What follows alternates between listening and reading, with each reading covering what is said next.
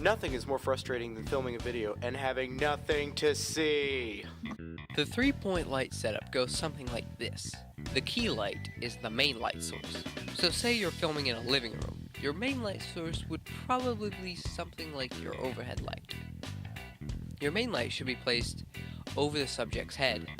Your fill light, placed farther back at the same angle of the key light, should be less intense than the key light. Think of the fill light as your filler for the key light, reducing the amount of shadows.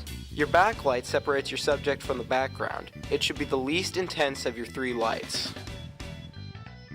While most people rely on the sun for their lighting needs, the fact is that it's not always around and it's not under your control.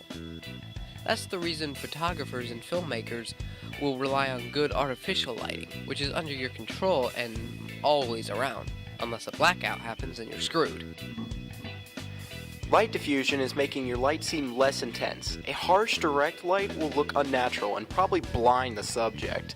Having a sort of buffer on your lights will make your light seem more natural and look much more professional and soften shadows. Bounce light is using artificial light off a white surface.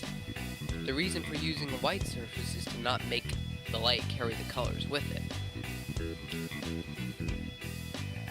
Exposure is the setting on how much light is exposed. In a nutshell, exposure comes down to how balanced the light is in the scene. Most culprits responsible for over and underexposure are windows. When shooting in a sunlit spot, you need to make sure your subjects are in the right place at the right time. The best times to shoot are noon and early evening, when it's overcast and there's little to no shadows. The sun blaring behind you is never a good shot, unless you're Luke Skywalker. The temperature can affect the color of a shot. Ever notice when filming indoors your shots come out looking yellow without white balance on it? Or if it's hot or cold outside and the shots come out red or blue? That's why. Set your white balance. Hold a blank piece of white paper in front of your camera and press the set button. Or your camera may have the settings for the type of environment you're in. Just like with anything, when dealing with lights or electricity, you have to be careful. So Tom will give everybody safety tips for today. Don't plug in over 3 lights then into one socket. Be careful with extension cords.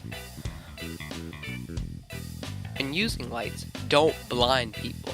If you can't afford pro lights, which most of you, including me, can't, you should reference my DIY lightbox tutorial at youtube.com/thomasbolt.